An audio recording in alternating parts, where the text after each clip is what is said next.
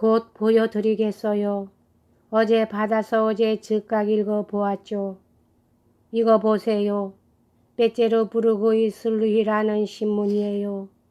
이 슬루히는 금년부터 발행되고 있는데 나는 세상 소문을 좋아해서 구독 신청을 했었어요. 그런데 이번에는 내 머리 위에 벼락이 떨어지지 않았겠어요. 네, 이런 풍설이에요. 여기에 나 있어요. 읽어보세요. 그녀는 베개 밑에 넣어두었던 신문지를 알료샤에게 건네주었다. 그녀는 이성을 읽고 있다기보다 오히려 실컷 두들겨 맞아서 녹초가 된 것 같은 모습이었다. 사실 그녀의 머릿속은 뒤죽박죽이 되어 있었는지도 모른다. 신문 기사는 매우 주의할 만한 것이었으며 그녀에게는 물론 상당히 낯간지러운 인상을 줌직한 것이었으나 다행히도 이 순간 그녀는 한 가지 일에 꾸준히 주의를 집중시킬 수가 없었으므로 1분쯤 지나자 신문에 관한 것은 까맣게 잊어버리고 전혀 다른 화제로 옮겨갔다. 이것의 무서운 재판 사건에 관한 소문이 이미 전 러시아에 퍼져 있다는 것은 알료샤도 진작부터 알고 있었다. 그는 지난 2달 동안 형에 관한 것, 까라마조프 집안에 관한 것, 그리고 자기 자신에 관한 것을 정확한 보도와 함께 또한 얼마나 터무니없는 엉터리 보도를 읽었는지 모른다. 어떤 신문에는 알료샤가 형의 범행 후 공포에 질려 집을 나가서 수도원에 들어갔다느니 어쩌니 하고 씌어 있었다. 어떤 신문은 이것을 반박하여 반대로 그가 조시마 장로와 함께 수도원의 금고를 부수고 36개를 놓았다고 썼다. 슬루히지에 난 이번 기사는 스코토 뿌리고니옙스크 특파원발 까라마조프 사건에 관하여 슬프게도 우리들의 도시는 이렇게 명명되어 있었다.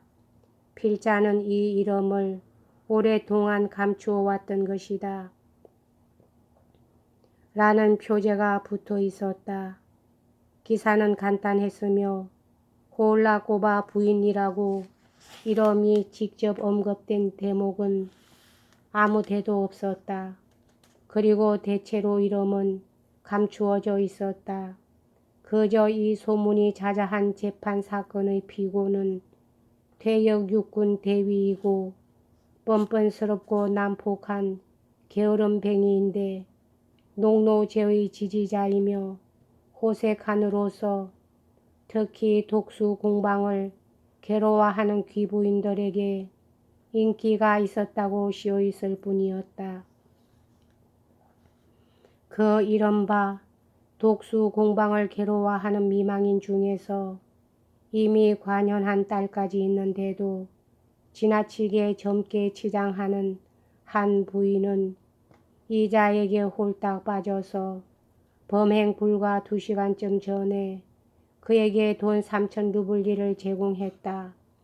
그것은 곧 자기와 함께 시베리아의 금광에라도 도망쳐 주기를 바랐기 때문이다.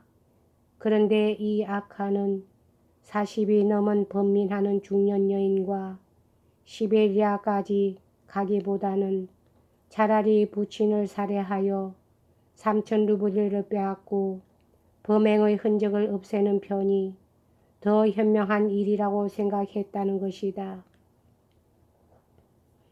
이 어처구니 없는 기사는 당연한 결론으로서 친아버지를 죽인 죄악과 낡은 농노 제도의 악폐에 대해서 당당한 비난을 퍼부었다.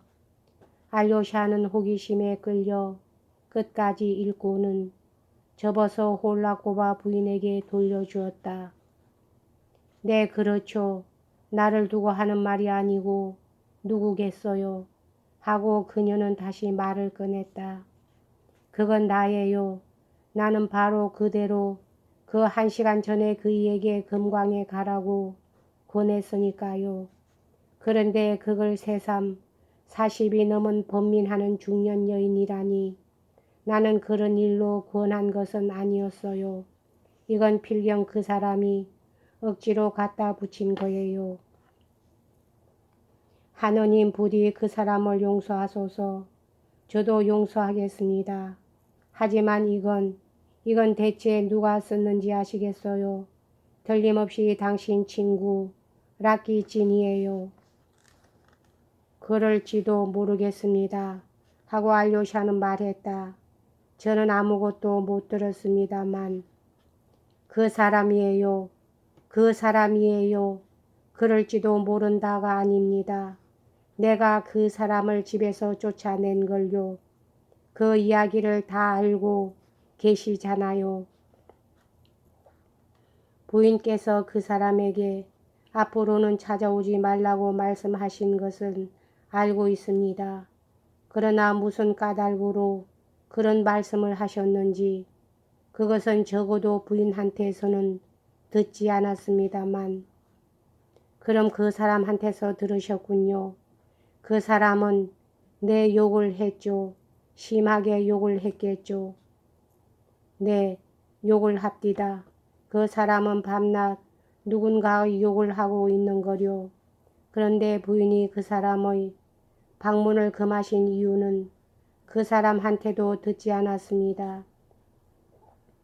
그리고 저는 요즘 그 사람하고 별로 만나지 않습니다. 우리는 친한 친구가 아니니까요. 그렇다면 그 이유를 속 시원히 말하겠어요. 할 수 없군요. 나도 지금은 후회하고 있죠. 그 일에 대해서는 내 자신에게도 책임이 없다고 할 수가 없는 점이 있거든요. 하지만 그것은 작디 작은 아주 사소한 것이라서 정말 하찮은 일이라고 해도 무방할 정도예요. 사실은 말이에요. 홀로까박 부인은 갑자기 경박스러운 표정이 되었다. 그리고 이번저리에 수수께끼 같기는 하나 귀염성스러운 미소가 떠올랐다. 나는 이런 식으로 의아심을 품고 있어요. 용서하세요. 알료샤. 나는 당신의 모친 같은 아니 그게 아니라 그보다는 오히려 지금 나는 당신을 내 부친이라 생각하고 말하겠어요. 모친이란 건 이런 경우에는 전혀 어울리지 않아요. 마치 조시마 장로님에게 참회를 하는 기분인걸요. 그래요. 그게 제일 적절해요. 아까 나는 당신을 숨은 성자라고까지 하지 않았어요. 그런데 그 귀여운 젊은이 당신 친구인 락키진이 말이에요. 아, 나는 그 사람에게 무조건 화를 낼 수는 없어요. 나는 화도 나고 밉기도 하지만 그건 잠시 동안인걸요. 한마디로 말해서 그 경박한 젊은 남자가 글쎄 갑자기 나에게 사랑을 느끼는 기분이 된 모양이에요. 나는 훨씬 나중에 가서야 문득 그걸 깨달았죠. 우리는 전부터 서로 아는 사이지만 약 한 달 전부터 그 사람은 자주 거의 매일같이 우리 집을 찾아오게 되었어요. 하지만 나는 아무것도 몰랐지 뭡니까. 그러다가 문득 무엇이 마음을 비치기라도 하듯이 나는 그것을 눈치채고 깜짝 놀랐죠. 아시겠지만 나는 이미 2달 전부터 그 겸손하고 아름다운 훌륭한 청년, 이곳 관청에 근무하는 뾰트로 일리치 베르호친을 우리 집에 드나들게 하고 있어요. 당신도 자주 그 사람을 만나셨겠죠. 참으로 훌륭하고 성실한 사람이지요. 그 사람은 매일 오는 것이 아니고 사흘에 한 번쯤 오지만 매일 온데도 아무 상관없죠. 언제나 깨끗한 복장을 하고 있어요. 본시 나는 말이에요 알료샤. 당신처럼 재주 있고 겸손한 젊은이를 좋아해요. 그 사람은 거의 국무를 능히 처리할 만한 지성을 갖춘 데다가 그 말솜씨가 여간 상냥하지 않아요. 나는 어디까지나 그 사람을 위해서 힘이 되어줄 생각이지요. 그이는 미래의 외교관이거든요. 그 무서운 날에 또 한밤중에 나한테 달려와서 거의 다 죽어가는 나를 도와주었답니다. 그런데 당신 친구 라키지는 언제나 이런 뭉뚱한 구두를 신고 들어와서는 용단 위를 질질 끌고 다녀요. 아무튼 그 사람은 나한테 뭔가 암시를 주려 했어요. 한 번은 돌아갈 때 내 손을 무섭도록 꽉 쥐지 않겠어요. 그 사람에게 손을 잡히고부터 갑자기 한쪽 발이 아프기 시작한 거예요. 그 사람은 전에도 우리 집에서 빼로호찐 씨와 만난 적이 있는데 어떻게나 심하게 대하던지 그 일을 마구 우롱한 끝에 무슨 소린지 모르지만 호통을 치고 하장했어요. 나는 어떻게 되나 하고 겁이 났지만 두 사람을 바라보고 속으로 웃고 있었답니다. 그런데 언젠가 나 혼자 앉아 있자니까 아니야. 그때 나는 이미 병을 앓고 있었어요. 그래서 나 혼자 누워 있자니까 라키진이 찾아와서 이 일을 어쩌죠. 자기 시를 보여주지 않겠어요. 내가 앓고 있는 발을 읊은 짤막한 시였어요. 다시 말해서 내 아픈 발에 관해서 운문을 적은 것인데 잠깐 기다려 보세요. 뭐라고 했더라? 여기까지 하겠습니다.